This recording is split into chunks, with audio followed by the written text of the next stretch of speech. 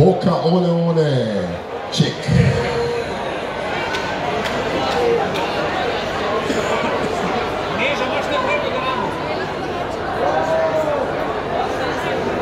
Drugo mesto s časom 36:03 je zasedla Neja Kršinar.